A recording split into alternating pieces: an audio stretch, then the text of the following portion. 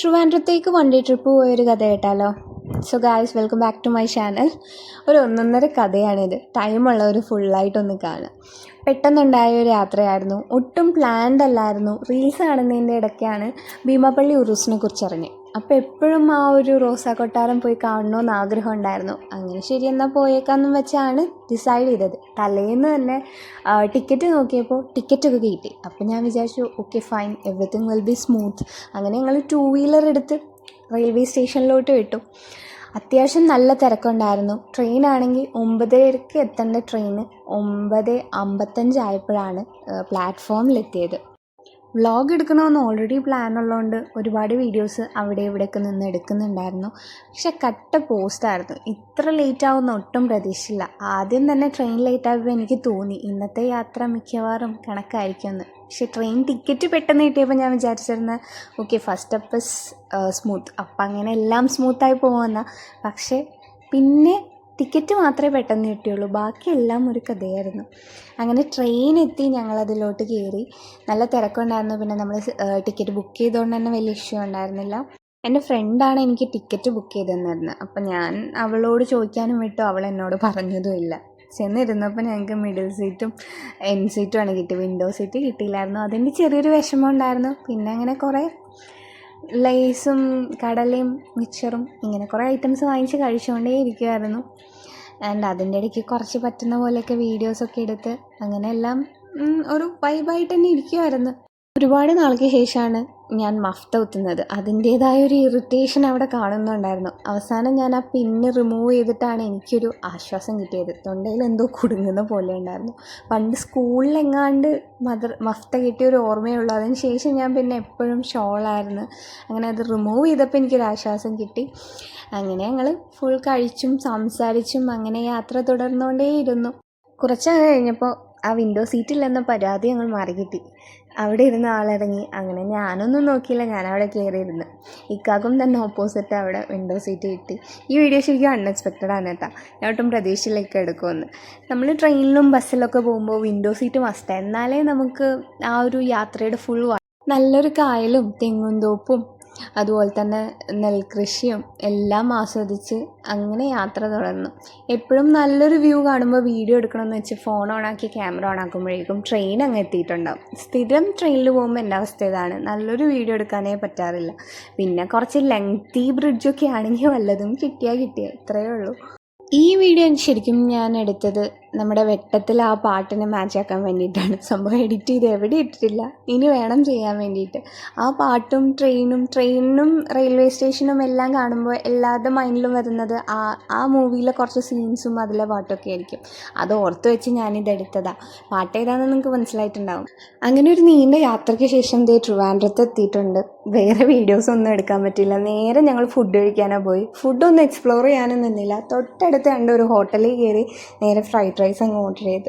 ഇനി ഇത് കഴിച്ചിട്ട് വേണം പുറത്തിറങ്ങാൻ. പുറത്താണെങ്കിൽ നല്ല മഴയും. വരുന്ന വഴിക്ക് എറണാകുളത്ത് വരുന്ന വഴിക്കും ഒരു മഴ ഉണ്ടായിരുന്നില്ല. പക്ഷെ ട്രിവാൻഡ്രത്ത് എത്തിയപ്പോൾ എവിടെ നിന്നാന്ന് അറിയില്ല. അങ്ങനെ ഫുഡ് കഴിച്ച് നിയറസ്റ്റ് ടൂറിസ്റ്റ് പ്ലേസ് ഏതാന്ന് നോക്കിയപ്പോൾ ഒരു കനകക്കുന്ന് പാലസ് കാണിച്ചു. അത്യാവശ്യം അതിൻ്റെ ഫോട്ടോസും വ്യൂസ് എല്ലാം കൊള്ളാം. അങ്ങനെ ഇറങ്ങി.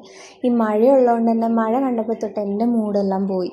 ബിക്കോസ് ഞാൻ ഇട്ടിരിക്കുന്ന ഡ്രസ്സ് അബായാണ്. അതും പിടിച്ചുകൊണ്ട് ഞാൻ നടക്കണമല്ലോ എന്ന് ആലോചിച്ചിട്ട് പിന്നെ ഏതായാലും വന്ന സ്ഥിതിക്ക് കണ്ടല്ലേ പറ്റൂ. അപ്പം അങ്ങനെ ഞങ്ങൾ പോയി. എനിക്ക് കയറിയ ഉടനെ നമ്മുടെ ഹിൽ പാലസാണ് ഓർമ്മ വന്നത്. നല്ല കിടിലം വ്യൂ. മഴയില്ലായിരുന്നെങ്കിൽ അടിപൊളിയായിട്ട് റീൽസും വീഡിയോസും എല്ലാം ഷൂട്ട് ചെയ്യാൻ പറ്റുന്നൊരു സറൗണ്ടിങ്സ് അടിപൊളിയായിട്ടുണ്ടായിരുന്നു.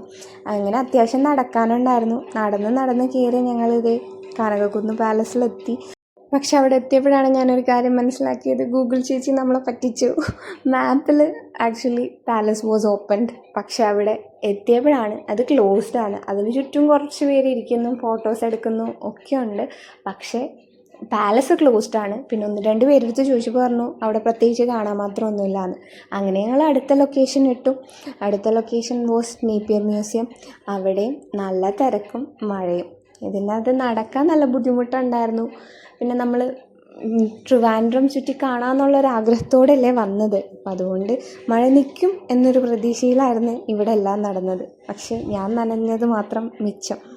ഇതിനകത്ത് ഒരുപാട് കാണാനുണ്ടെന്ന് തോന്നുന്നു. ഞങ്ങൾ കയറിയ ഉടനെ ഞങ്ങൾ നേരെ ഒരു ആർട്ട് മ്യൂസിയം സംതിങ് അങ്ങനെ ഒരെണ്ണം വന്ന്. അപ്പോൾ അവർ പറഞ്ഞു ആദ്യം അവിടെ പോകണം, അവസാനം ആ ടിക്കറ്റ് വെച്ചിട്ടാണ് ഇവിടെ വരേണ്ടതെന്തോ. അങ്ങനെ ഞങ്ങൾ നടന്ന് നേരെ നേപ്പിയർ മ്യൂസിയത്തിലോട്ടാണ് പോയത്. അത് കണ്ടപ്പോൾ എനിക്ക് നേപ്പാളും ഭൂട്ടാനൊക്കെയാണ് ഓർമ്മ വന്നത്. മഴ പെയ്യുന്ന കണ്ടു ഗൈസ്. ഈ മഴ കാരണം എനിക്ക് സൂ ഒന്നും നടന്ന് കാണാൻ ഒട്ടും താല്പര്യം ഉണ്ടായിരുന്നില്ല. അങ്ങനെ ഞങ്ങൾ നേപ്പിയർ മ്യൂസിയം ഉള്ളിൽ കയറി കണ്ടു, കുഴപ്പമില്ല. അത് കഴിഞ്ഞ് പിന്നെ സ്ഥിരം കുറച്ച് റീൽസും വീഡിയോസൊക്കെ ഫോട്ടോഷൂട്ട് ഇതെല്ലാം കഴിഞ്ഞ് ഞങ്ങൾ നേരെ പോയത് നാച്ചുറൽ ഹിസ്റ്ററി മ്യൂസിയത്തിലോട്ടായിരുന്നു. എൻ്റെ ഫ്രണ്ട് പറഞ്ഞു അവിടെ അത്യാവശ്യം കാണാനുണ്ടെന്ന്. മഴയും ക്ലൈമറ്റും ഡ്രസ്സും എല്ലാം കൂടെ നമ്മളെ തേച്ചതുകൊണ്ട് സൂ ഞാൻ ക്യാൻസൽ ചെയ്ത്. പിന്നെ അതിൻ്റെ അപ്പുറത്തും വേറെ എന്തൊക്കെയോ കാണാനുണ്ടെന്ന് അവർ പറഞ്ഞു. പക്ഷെ അതെല്ലാം വിട്ടിട്ട് ഇത് പോയി നേരെ നമുക്ക് ഭീമാപ്പള്ളിയിലോട്ട് പോകാമെന്നും പറഞ്ഞ് ഞങ്ങൾ ഇങ്ങോട്ടാണ് പോയത്. പക്ഷേ ഇറ്റ് വാസ് നൈസ്, അടിപൊളിയായിരുന്നു. അത്യാവശ്യം കാണാൻ അതിൻ്റെ അകത്തുണ്ട്. ഒരുപാട് കോളേജിൽ നിന്നും സ്കൂളിൽ നിന്നൊക്കെ സ്റ്റുഡൻസും ഉണ്ടായിരുന്നു. അങ്ങനെ കയറി കണ്ട് അവിടുന്ന് ഞങ്ങൾ നേരെ ഭീമാപ്പള്ളിയിലോട്ട് തിരിച്ച്. അത്യാവശ്യം ദൂരം ഉണ്ടായിരുന്നു എന്ന് തോന്നുന്നു. ഊബറിന് നല്ല ചാർജായിരുന്നു. അങ്ങനെ ഞങ്ങൾ അവിടുന്ന് ഊബറും വിളിച്ച് ഭീമാപ്പള്ളിയിലെത്തി. അയാൾ ഭീമാപ്പള്ളി കണ്ട്, പക്ഷെ അവിടെ നിർത്തിയില്ല. തിരിച്ചെവിടെയോ കൊണ്ടുവന്ന് നിർത്തി. ഇവിടെയാണ് ലൊക്കേഷൻ കാണിക്കുന്നതെന്ന് പറഞ്ഞു. അവിടുന്ന് ഞങ്ങളൊരു 1.5 കിലോമീറ്റേഴ്സ് വീണ്ടും നടക്കേണ്ടി വന്നു. കുറേ പേരെടുത്ത് വഴി ചോദിച്ചു അവസാനം നമ്മളെത്തി. ആൻഡ് ആ ഒരു പിങ്ക് ഷെയ്ഡുള്ള ആ ഒരു മോസ്ക് കാണാൻ എന്തൊരു ഭംഗിയാണെന്ന് വെച്ചേക്കാം. റീൽസിലൊക്കെ നിങ്ങളതിൻ്റെ ക്ലിപ്സ് കണ്ടിട്ടുണ്ടാവും. എനിക്ക് വീഡിയോ എടുക്കാൻ അറിയാത്തതിൻ്റെയും അതുപോലെ തന്നെ നമ്മൾ നേരം ഒത്തിരി ഇരുട്ടിയായിരുന്നു. അതുകൊണ്ടാണ് പ്രോപ്പർ ക്ലിപ്സ് ഒന്നും കിട്ടാഞ്ഞത്. സൂപ്പർബായിട്ടുണ്ട്. ലൈറ്റിങ്സ് എല്ലാം ചെയ്ത് വെച്ചിട്ടുണ്ട്. ഉറൂസിൻ്റെ സ്റ്റാർട്ടിങ് ഡേ ആയിരുന്നു അന്ന്. അത്രയും ഒരുപാട് പേരുണ്ടായിരുന്നു. മഗ്‌രിബായപ്പോൾ അവർ നിസ്കരിക്കാൻ കയറി. രാത്രിയാണ് സ്വലാത്തും ഇതെല്ലാം. നമ്മളങ്ങനെ വെയിറ്റ് ചെയ്യാൻ ടൈമില്ലാത്തതുകൊണ്ട് ട്രെയിനുള്ളതുകൊണ്ട് തന്നെ നമ്മളവിടെ പട്ടും ചന്ദനക്കോടും ഒക്കെയാണ് അവിടെ കൊടുക്കുന്നത്. അങ്ങനെ പട്ട് കൊടുത്ത് നമ്മൾ നേരെ അവിടെ കുറച്ച് ഷോപ്സൊക്കെ നോക്കി അങ്ങനെ പ്രാർത്ഥന എല്ലാം കഴിഞ്ഞ് നമ്മൾ നേരെ വീട്ടിലോട്ട് തിരിച്ചു. അപ്പോൾ ഇതാണ് 1 ഡേ ട്രിപ്പിൻ്റെ സ്റ്റോറി. അപ്പോൾ എല്ലാവർക്കും ഇഷ്ടപ്പെട്ടു എന്ന് വിചാരിക്കുന്നു. Thank you for watching.